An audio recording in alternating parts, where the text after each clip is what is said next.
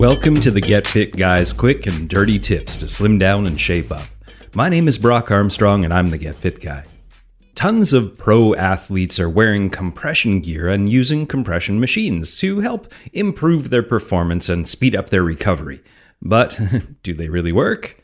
Well, listener Maureen recently asked me about compression gear on Twitter, and this is what she said. I'd be interested in learning more about leg compression recovery systems. I've got lots of compression socks and pants. I'm just looking more at machines. Well, okay, Maureen. Today, I'm going to look at both. All right, now let's talk about what exactly compression clothing is. Well, compression garments are often marketed as a type of magical second skin that's going to improve your athleticism. When reading the ads, you might believe that by simply tossing on a pair of tight pants and socks, you're going to be able to run faster, jump higher, and lift heavier. But it's not really like that. For one, compression gear does not provide enough support to make your muscles perform any different than normal. Despite what it feels like, that invincible feeling you get from sliding on those hardcore-looking socks is mostly in your head. Your muscles may feel more supported, but that support is actually quite minimal, but we'll get into that later.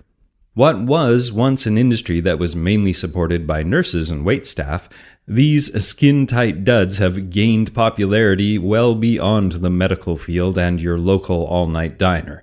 While some compression gear manufacturers promote their products as a quick and easy way to get the appearance of a flat belly or an enhanced chest or slimmer legs, the fitness industry has marketed their compression gear more specifically for muscle recovery and physical performance.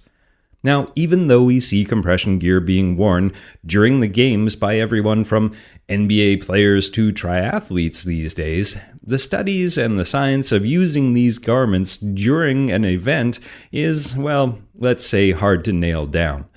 Some researchers say that wearing compression socks or pants during a workout or an event can help decrease muscle vibrations, which can cause muscle bruising. And other researchers say that the benefits of compression are mostly related to improved blood flow and circulation. On the other hand, evidence that wearing these garments after or between workouts or events can improve workout recovery is much more substantial. These researchers say that if you wear them after exercise, that extra tightness around your body has been shown to reduce delayed onset muscle soreness by promoting optimal blood flow to those muscles that get beat up during exercise.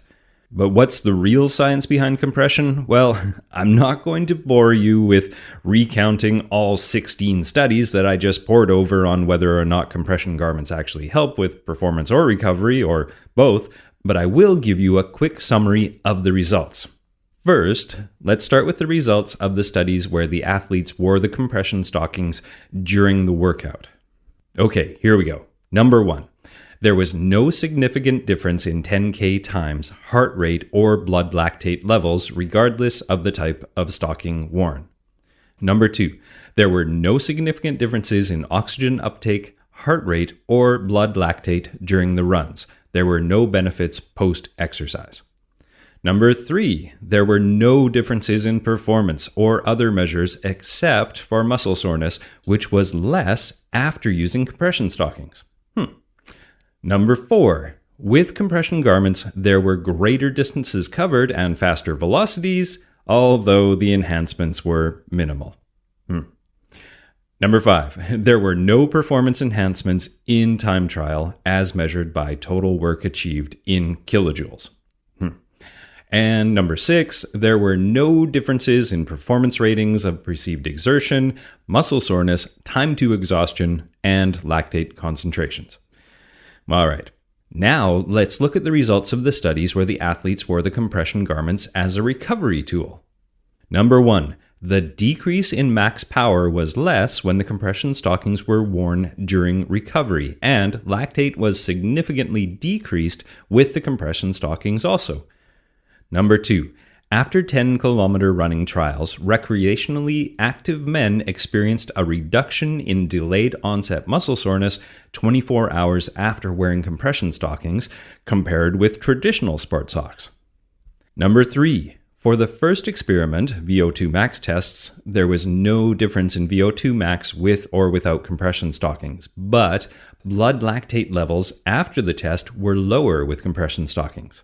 In the second experiment, which was a 3 max effort, post-exercise lactate was lower only when compression stockings were worn during recovery.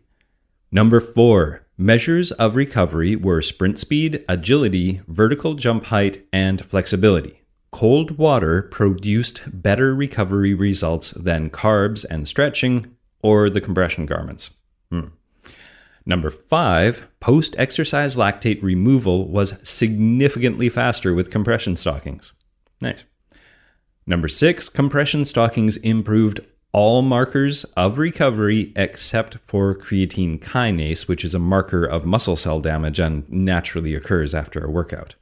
And finally, number 7, wearing a full-body compression garment for 24 hours after a challenging heavy resistance strength workout enhanced physiological, psychological, and performance markers of recovery when compared with non-compressive garments. All right, so all in all, it's looking like a slam dunk for the recovery aspect of the compression gear. I'm tempted to just slip on a tight pair of socks and call it a day. But there are still a couple of ways we can use compression that we haven't talked about yet. And the first one is compression for weight loss. Now, as you probably guessed, most of the research on compression gear is focused on performance and recovery, but there are also claims that compression can benefit people who are overweight. Specifically, compression gear has been touted as especially helpful for those larger folks. Exercisers that carry larger amounts of weight are often more susceptible to repetitive use injuries like strains and shin splints and sprains and other joint issues. This is especially true when they are starting a new training program, and compression gear can actually help to compress muscles against the person's skeleton and minimize those tiny muscle tears that are caused by muscle vibrations and oscillations. It's true that larger bodies move more during exercise, and compression gear can limit that movement and possibly prevent some of the wear and tear. But could it also help with weight loss? Well, no. All the claims that I could find actually skirted this issue quite adeptly and only made assertions that compression can aid in the exercise portion of an overweight person's weight loss regimen. This is assuming that the types of workouts that overweight people are engaged in usually involve higher volume and higher intensity. So wearing compression gear could aid in minimizing that muscle damage that we talked about earlier and also help overweight people recover faster so they can be more consistent in their training. And all of these factors can certainly help with fat loss, but not in a really direct route or as a direct result of the compression. So it would seem that compression is not a magic sock for weight loss. It doesn't burn more calories and it doesn't boost your metabolism, and no surprise there. But if compression gear makes you feel more comfortable when you move, helps you get back to your workouts faster, and perhaps gives you confidence in your appearance, then it's probably a worthwhile investment. Okay, back to peristaltic pulse dynamic compression. Now, the key to this type of compression is something called sequential pulse technology, which is based on your body's own physiology. These dynamic compression machines actually replicate the action of blood pumping through the veins in your legs, your arms, your torso, and wherever else you apply it. And the manufacturers liken it to peristalsis, which is a series of wave-like muscle contractions in your body, on steroids. These are systems that usually include a control unit, an air compressor, and attachments or sleeves for your legs, your arms, and your hips. And they use compressed air to inflate and then deflate the sleeves to massage your limbs and mobilize fluid. They first pre-inflate so that the sleeves become molded to the exact shape of your body. Then they begin compressing your feet, hands, or upper quads, depending on which sleeve you're using. Similar to the way a massage therapist will rub and knead and gouge and apply variable pressure during a massage, each segment of the sleeve will compress and pulse and then release. The technology behind these machines combines 3 different massage techniques to aid the body's recovery process, and that's pulsing, gradients, and distal release. Now first, let's talk about pulsing. Instead of using static compression like the socks and pants we talked about earlier to squeeze the fluid out of the limbs, this technology uses dynamic compression, or pulsing. And this is said to greatly enhance the movement of the fluid and the metabolic waste out of the limbs after a workout. Now let's talk about gradients. In our bodies, our veins and lymphatic systems have a one-way valve that prevents backflow of fluid to keep everything moving in one direction. The sequential pulse technology uses what is called gradient hold pressure to keep your body's fluids from being forced down to your feet, and this can help deliver maximum pressure all over the limb, evenly. And the final thing is the distal release. Because squishing your body for extended amounts of time can be hard on your body's circulatory flow, the sequential pulse technology releases its grip once it's no longer needed to prevent backflow. By releasing the pressure as soon as possible, each portion of your limb gets the perfect amount of rest and the perfect amount of compression. Alright, sounds pretty good, right? But what does science say about peristaltic pulse dynamic compression? Again, I won't bore you by going through each and every study with a fine-tooth comb, but once again, here are the highlights. Number 1, we concluded that PPDC, the peristaltic pulse dynamic compression, is a promising means of accelerating and enhancing recovery after the normal aggression training that occurs in Olympic and aspiring Olympic athletes. Number 2, an acute bout of PPDC transiently upregulates PGC1 alpha mRNA, which is related to cellular metabolism, while also upregulating eNOS protein and NOx concentrations in the vastus lateralis biopsy samples. And trust me, those are good things. Number 3, PPDC provides a means of rapidly enhancing acute ROM, or range of motion, requiring less discomfort and less time. And finally, number 4, acutely whole limb, low pressure PPDC improves conduit artery endothelial function systematically and improves RH blood flow locally, i.e., in those compressed limbs. Okay, based on what I just read and what I saw in those studies, if you can justify the dough, these devices are not cheap, and recovery time is a significant factor for you, then PPDC machines are clearly the way to go. All right, before we wrap up, how tight do these clothes need to be? I mean, how tight is tight enough? Well, one study in particular looked at the effect of 3 different sizes of compression gear: normal clothing, compressed garment fitted to the manufacturer's instructions, and one size smaller than was recommended by the manufacturer. The researchers found that the one size too small compression garment caused a drop in performance for both power and strength in tests when compared with the properly fitted compression garments. But both sizes were still better than the control, so there's clearly an optimal fit, but also this shows that any compression is better than no compression. At least in this study it was. Now, an interesting theory that was proposed for the performance benefits during the previous test is the increased stiffness at the joints that the athletes experienced when wearing the compression garments.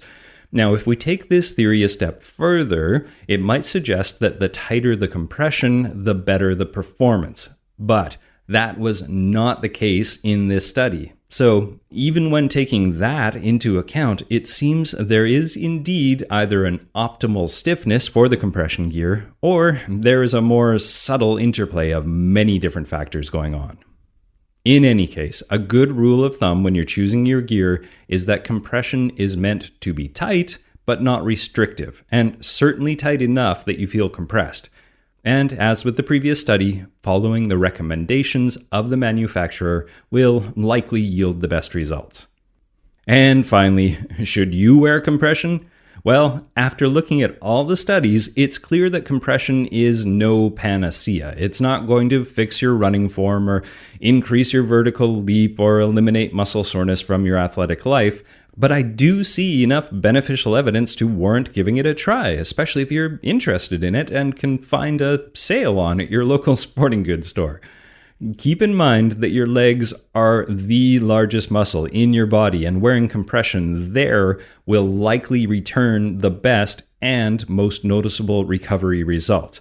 But a compression top can also help to support your chest and your abdomen and your arms and can give you a feeling of comfortable lightness.